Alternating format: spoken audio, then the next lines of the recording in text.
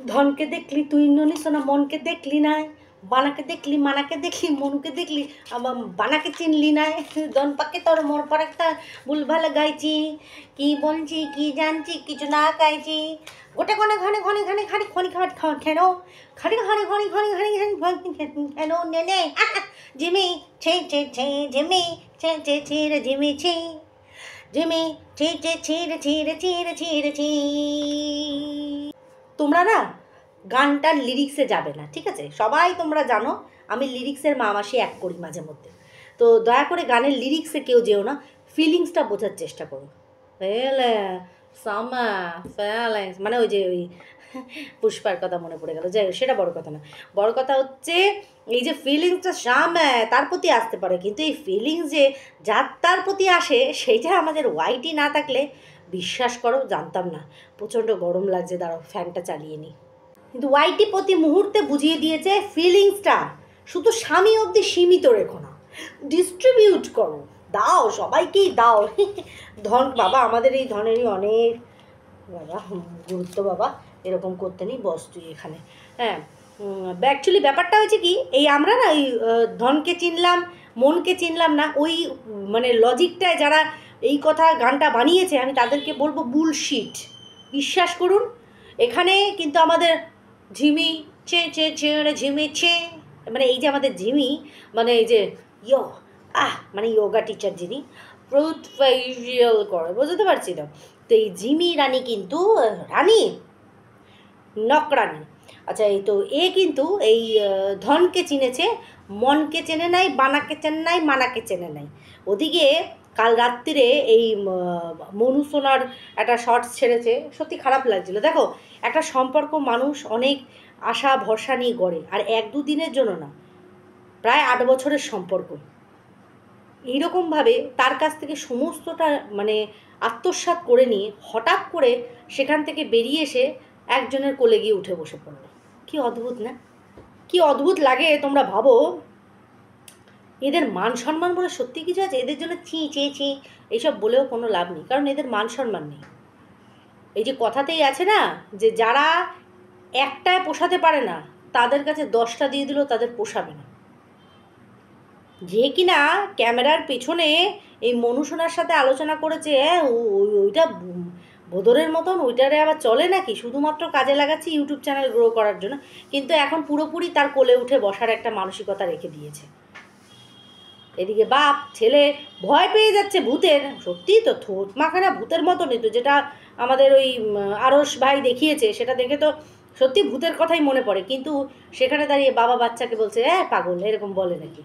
মানে বাচ্চা ভয় পাচ্ছে, তার মানে বাচ্চা পাগল? এরপরে এরকমভাবে যদি ওর সাথে বলতে থাকো, ও কোনো কিছু তোমার সাথে শেয়ার করবে না, কোনো কিছু না। এটা এমন কিছু জিনিস না যে ও কারোর নামে এসে মিথ্যা কথা বলছে, না, কিছু একটা দেখেছে, ভয় পেয়েছে, তাই সে কথাটা বলেছে। তাহলে আমাদের বাবা মাদের উচিত কি, তাকে সেই জায়গাটা নিয়ে চলতো, বাবা দেখি কার এত বড় সাহস তোমাকে ভয় দেখাচ্ছে, বলে তার ভয়টা কাটানোর। সত্যিই কি ওখানে কেউ ছিল?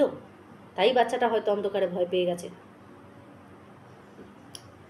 পারমিশন যদি খোদ সে না দেয়, কি করে পরের দিনকে সে গুড মর্নিং করে একটা দুখানা জুসের গ্লাস দিয়ে সে একটা রিসর্টের ভিডিও পোস্ট করে দিল? অবশ্যই করে পারমিশন পেয়েছে তাই। তো যাই হোক, তার আগে বলি welcome back to my channel. কেমন আছো তোমরা সবাই? আশা করি সবাই ভালো আছো, আমিও ভালো আছি। দিনের ফার্স্ট ভিডিও নিয়ে চলে আসলাম তোমাদের কাছে। আচ্ছা একটা কথা বলো, এই যে কাঙালি, এই কাঙালিয়ানা জায়গায় জায়গায় যে কমেন্ট করে বেড়াচ্ছে যে এরকম লুটপাট হয়েছে, হ্যানা হয়েছে, তেনা হয়েছে, কাঙালিয়ানা তুই একটা সলিড প্রুফ দে। আমি জানি না বড় না ছোট, আমি বুঝতে পারছি না, বড় হলে অবশ্যই করে তুমি করে বলছি, একটা প্রুফ, সলিড প্রুফ দেওয়া উচিত।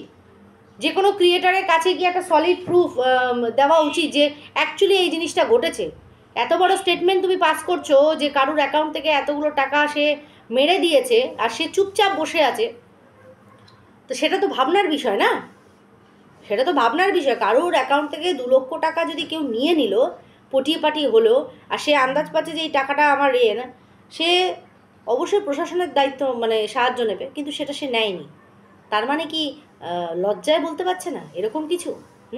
বুঝতে পারছি না বিষয়টা, ঠিক বুঝতে পারছি না।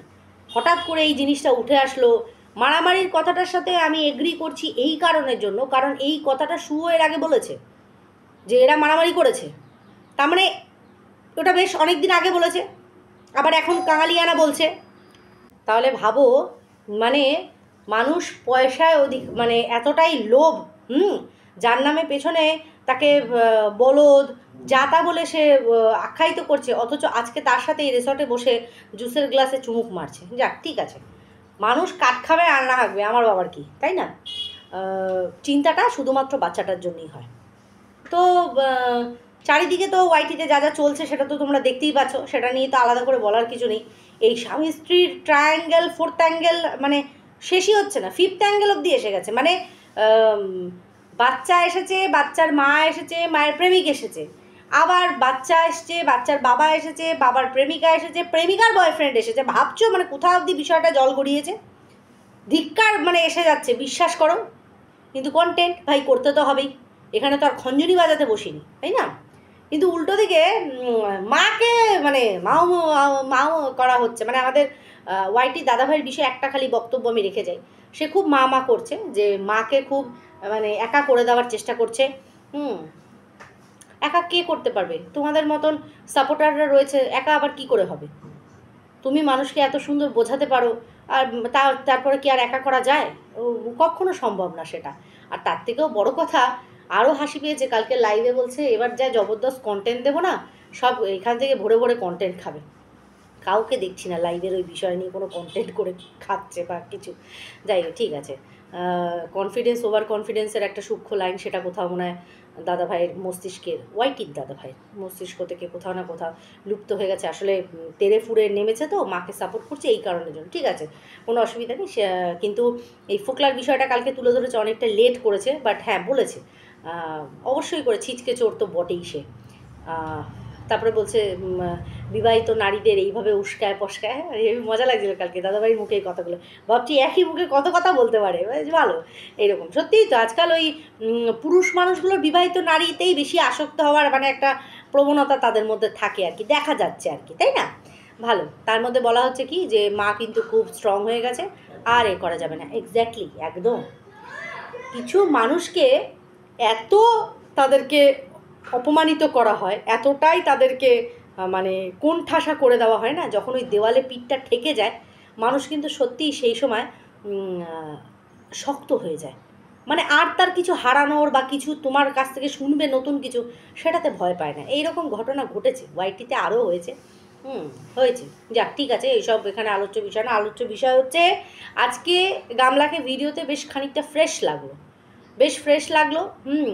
ও টাইটেলের মধ্যে এমন জিনিস দিচ্ছে যাতে মানুষ বুঝতে পারে ওর মনের ভাবটা, কিন্তু ও বলতে চাইছে অন্যভাবে। যেমন আজকে ও এটিএম থেকে যে টাকা তুলছিল সেটাই ও বুঝিয়ে দিল যে এই যতটুকু ছিল একদম কাচিয়ে তুলে নিলাম। কার ভয়?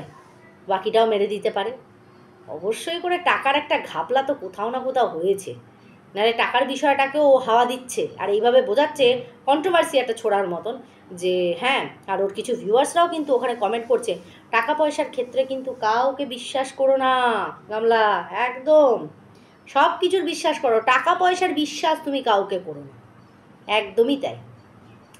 দ্বিতীয় কথা হচ্ছে কোন অনুষ্ঠান বাড়িতে মানে শ্রাদ্ধ বাড়িতে গেছিলো, সেখানে গিয়ে খেয়ে ওর পেটটা একটু গন্ডগোল করেছে। তো ও বলছে যে আমি কোনো অনুষ্ঠান বাড়ি খেতে পারি না, তারপরে আমি ঠেকে শিখি না, শেখান। এটা তো বোঝা উচিত, এটা তো ফ্যাক্ট। তুমি তোমার লাইফেও যেগুলো করেছো সেগুলো তো তোমার ঠেকে শেখা উচিত। আর এমন জায়গায় এসে তুমি দাঁড়িয়েছো, কতটুকু শিখছো বুঝতে পারছি না, কি হারিয়েছো সেটা তো তুমিই জানো, আর কি পেয়েছো সেটাও তুমি জানো। আমরা তো খালি দর্শক, দেখছি, আমরা দেখছি, কেউ ভাব প্রকাশ করছে, কেউ করছে না, কিন্তু অ্যাকচুয়ালি যে হারিয়েছে সে জানে, আর সেই হারানোর বদলে তুমি কতটুকু পেয়েছো সেটাও জানে। বুঝতে পারছি। ওদিকে মনু ময়দা মেখেও যাচ্ছে, ময়দা লেচি বানিয়ে মাছকে খাইয়েও যাচ্ছে, মানে চারিদিকে একটা মানে মন ভাঙা। মানে এইবারের ভ্যালেন্টাইন্স ডেটা মেবি ঝিউরি কোথাও না কোথাও একটু ভালো গেল, বাকি মানুষগুলো একদম শুকনো গেল। মানে ফোকলা, গামলা, ওদিকে মনু সোনা, সৌন সৌন বাবা, সৌন সৌন বাবা, সৌন সৌন সৌনা। যাই হোক, এটাই বলার যে সম্পর্কে এরা পিএইচডি করে রেখেছে, পিএইচডি। আর এখানে কিছু সাপোর্টাররা বসে গেছে। আর অবশ্যই করে মানুষ তো প্রশ্ন তুলবে যে এই কাঙালিয়ানা এতদিন কিচ্ছু বলেনি, এত কিছু করে বেরিয়েছে, কেউ সত্যি কথা বলতে গেলে তাকে উদম খিস্তি মেরেছে। আমাদের এক দিদিভাই আছে ড্রিমস ফ্যাশন, দেখবে তোমরা, আসে আমাদের কমেন্ট বক্সে। সেই দিদিভাই যখন এইসব সত্যতাগুলো, অনেক কিছু জানে এই দিদিভাই, অনেক কিছু জানে, তো এই সত্যতাগুলো যখন সে ধরে বলতে গেছে, এই কাঙালিয়ানাই তাকে একটা সময় প্রচুর গালমন্দ করেছে কমেন্ট বক্সে, প্রচুর গালমন্দ করেছে। আর আজকে যখন ও বলতে বসেছে যে এই রকম ধরনের ব্লান্ডার হচ্ছে, ঠিক কর, তোরা তো এত বড় রক্ষক, তো তোরাই ঠিক করে দে, তোরাই বুঝিয়ে দে যে হ্যাঁ সত্যিই তো মেয়েটার সাথে সত্যি অন্যায় হয়েছে। ওর পায়ে কুড়ুল পড়েনি, কুড়ুলের মধ্যে গিয়েও পা মেরেছে, কুড়ুলের মধ্যে পা মেরেছে। স্বামীকে চোর সাব্যস্ত করা হয়েছে যে স্বামী মেরে দিয়েছে ওর এতগুলো টাকা, প্রায় 4-4.5 লাখ টাকা। আর এখন যে প্রেমিকের হাত ধরে বেরিয়েছিল, সেই প্রেমিকের দশাও এখন এই অবস্থা হয়ে গেছে, যে সেই প্রেমিকও নাকি এরকম টাকা পয়সা। কিন্তু আবার শোনা যাচ্ছে না না সম্পূর্ণ ভুয়ো। তাহলে কি কাঙালিয়ানা এখানে মিথ্যার ঝুড়ি নিয়ে বসেছে, মানুষকে ম্যানিপুলেট করার চেষ্টা করছে, মানুষকে দিকভ্রষ্ট করার চেষ্টা করছে, বিষয়টা থেকে চোখ এড়িয়ে দেওয়ার চেষ্টা করছে অন্যদিকে, যে সব দোষ কোথাও না কোথাও ফোকলার।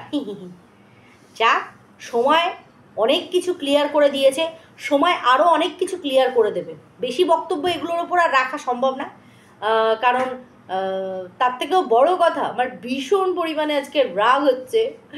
সীমন্তিকা, সুমনা, এরা বলছে, ওরা কালকে রাত্রে আমার লাইভে বলছে, মনে বলছে আজ আসবে রাতে ভিডিও নিয়ে ওরা, মানে ফোকলা। হ্যাঁ, আমি অপেক্ষা করলাম, একটা ভিডিও এলো না। আমার বাড়িতে হাড়ি কী করে চলবে, কন্টেন্টের এত বড় অভাব করে দিলি।